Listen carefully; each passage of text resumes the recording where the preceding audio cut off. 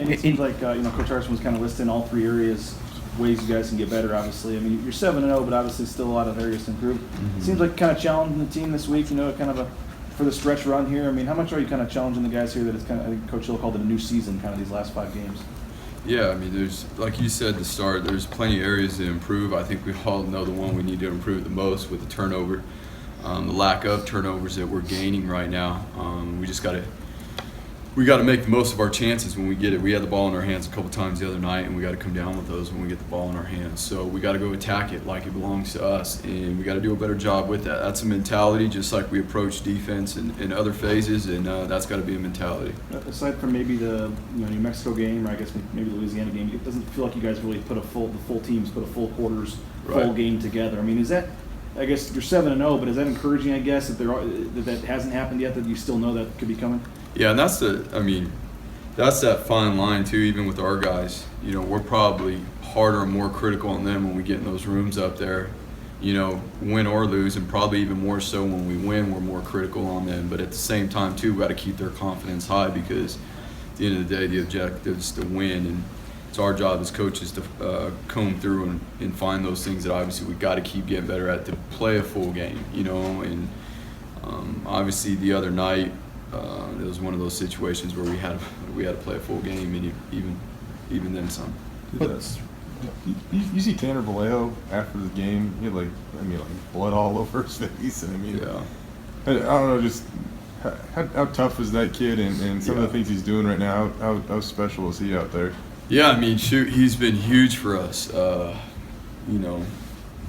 Banged up, it doesn't matter to him. He knows that's football, and he's gonna play one style only, regardless of how he's feeling. He's had this cut on his nose for however long now, the duration of the season so far, and blood all over his face. It doesn't matter to him, and you got to respect that and love that from a guy. And that's Tanner. That's how he prepares, that's how he practices, and it's awesome, and I think that becomes contagious to the other guys on our defense as well. What's impressed you most about your own defense this year? Say it again. What's impressed you the most about your own group? I think their ability to stay resilient, and keep focus. There's a lot of things we can control. There's some things we can't control, and at the end of the day, we get an opportunity, each week to go out there and play. And how hard we work to get to that point, regardless of the situations in the game, ahead, behind, whatever the case. We've been really just preaching to be resilient and keep the focus, and 11 guys on the field to go out there and play together as one. And I think obviously they did a good job of that last week. Whether it's schematically or just psychologically, what was the thing that maybe you wanted to institute when you took over as DC, and maybe how have you kind of seen the things that you wanted maybe take hold a little bit? Well, I think it was more. When we sat down as a defensive staff, we decided it was going to be more about fundamentals and techniques, and then that stuff makes the scheme. You just piece those things into scheme, and it makes that. And we felt like losing the amount of players we lost off last year's defense, we had a huge challenge for us as coaches in terms of teaching and coming together as a staff where half the staff was new. Even from the GAs, to the full-time staff. And I tip my hat obviously to those guys that have done an unbelievable job. And obviously each and every week it's a very difficult process that you have to repeat, to get yourselves ready to play. You guys see a lot about the turnovers, the lack of turnovers this year. It seemed like again on Thursday you had 2 or 3 balls right there where guys could have picked them off or made the play. Is this just one of those years where you guys? It seems like every game there's 2 or 3 that you almost had. Is it just at this point you're just chalking it up to it's just one of those years? No, we got to find ways to finish, and that's creating confidence like anything else. So we got some things that we're going to try to help the guys with in practice. We've been putting them in those situations. We're going to continue to put them in those situations, whether it's a controlled setting or making it a huge emphasis in team periods to finish on the ball. We got to keep at it. We're showing them film with different turnovers from various teams, levels, college, NFL, all that stuff. We're going back to the things we do with everything else, the fundamentals, the techniques. Show them, show the guys someone doing it correctly. Whether that's tackling, whether that's defeating blocks. Show show the players other guys doing it correctly and doing it very efficiently. So we're trying to take that same approach with turnovers and as well as other things. Is that the encouraging part, though, I guess, that the guys have been in the right spot, and now it's just finishing? I mean, yeah, no doubt. I think that's kind of it there, and we're just, we'll get at it. We got to break this slump at some point here. We're going to keep working. We're going to keep pushing forward, and at the same time, we can't let it consume us either. What is it like for you? We keep asking you about it, and the number's 3, and I mean, 31 last year. I mean, it just seems crazy at this point in the season. Is it frustrating? What is it like for you personally to see you guys? No, I mean, it's you obviously don't want the number we have right now, but at the same time, if we become frustrated with that, then it affects us. It affects our job. It affects the way our guys are going to play. So that's one thing. Through all this and practicing and trying to get better, is we're not going to get frustrated with it, because then it affects us. What concerns you the most about the Cowboys offense? You know what? Shoot, week in and week out. I mean, we keep running. We got another tough one. This week with the run game. Obviously, they got one of the nation's leading rushers.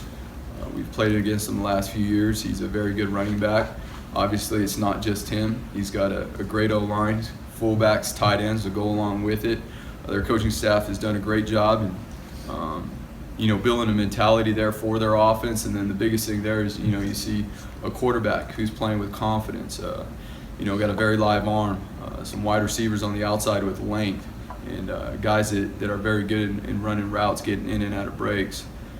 So you kind of combine that. Once again, you're a quarterback, and how do you piece things around him? He obviously has a running back and a run game to go with that. He's got wide receivers on the outside. And then, much like last week, he could extend plays with his legs. A big guy that could run. You've had success against him the last 2 years. Yeah, against Wyoming. Against Hill. I think you had some new dimensions in there too, depending on the personnels and whether they're underneath or in the shotgun. With running quarterback.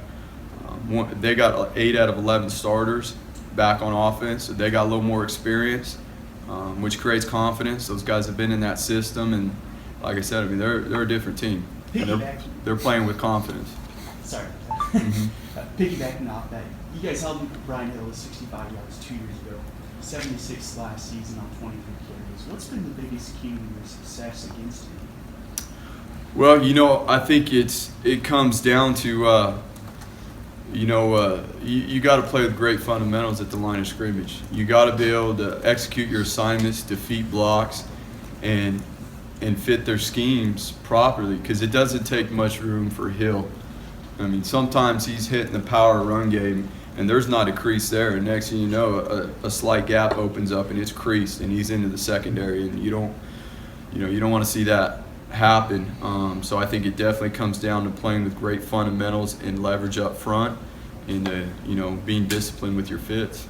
Obviously tackling.